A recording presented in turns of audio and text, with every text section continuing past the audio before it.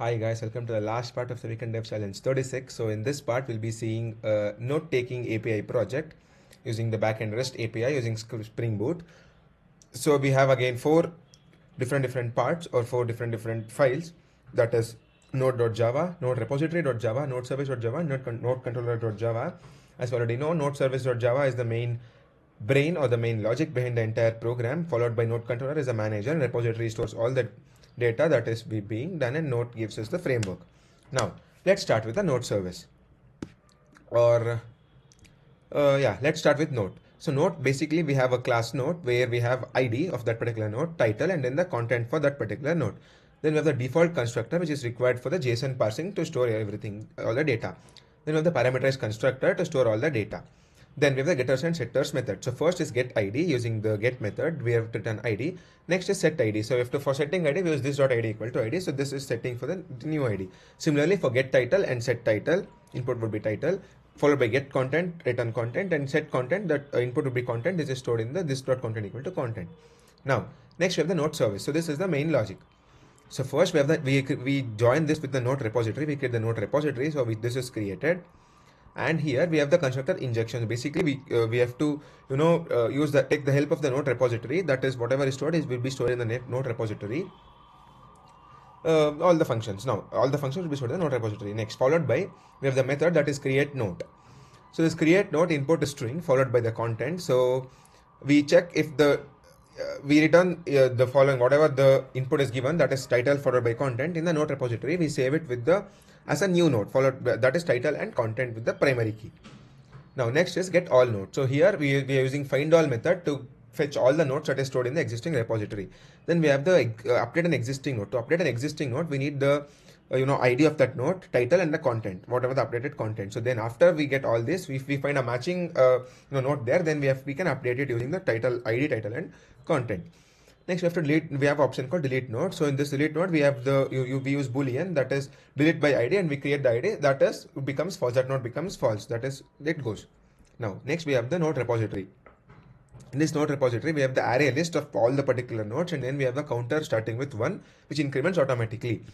This is the primary key. Now next we have the save a new node. So to save a new node, we have the enter the node, and then we have to increase ID counter by 1, and then we have to add that node, and then we save it. Whatever the content we have to add, we add it, and then we save it. Now next is retrieve all nodes. Here we take the array list. We want the array list to be returned that has all the entire node list of whatever node is being is there in the repository. Next we have a update an existing node.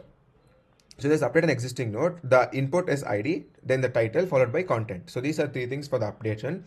Now we check if the node is there in the node list. If the node is there in the node list, that is basically if the node.get ID of that particular node equals to the ID entered by the user. If it is matching, then we have the option called for set title and set content, that is being modifying the title and content. If it is not there, then we return null. Next we have the delete a node by ID. So we have the delete a node by ID, again boolean. So if the ID whatever the user has entered matches with the original node ID, then we delete it. We remove if it matches. Next, finally, we have the node controller, where this is the entire manager of the entire program. Here we have the node service injection for the node service, and then the node controller. Again, the node service is called whatever from here. Node service is called from node service. What repository is called. Now we have a mapping, that is to create a new node. To create a new node, the mapping goes to basically node service and then create node. Here again get title and followed by get content. So node service, create node followed by title and content, which is being entered by the user. Next we have the get all nodes. Again get all nodes, go to node services dot get all nodes method. Then we have the ID, mapping ID. We have to map with the ID, that is for update, and for delete we have to map the ID. We need existing ID. So this we have the input as ID followed by the node, and then again we have the node service dot update whatever the content is being updated.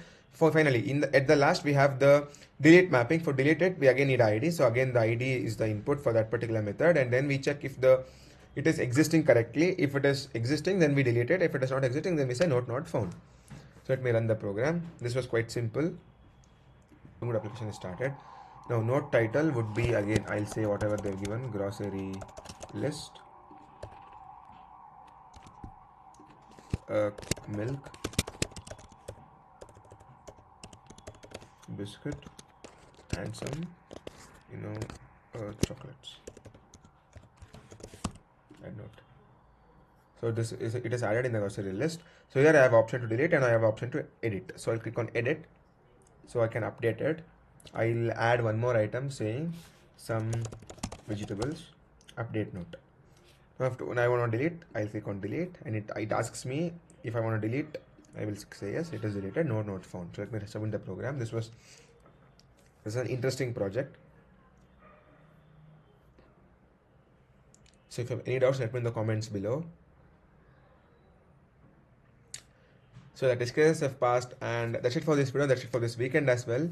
If you have any doubts, let me in the comments below. And if you want to practice more such problems or get yourself ready for interviews, then you can go pro on CodeChef. You can practice all these problems on the CodeChef platform. So do visit the CodeChef platform and give all this a try. And I'll see you next weekend. Thank you guys.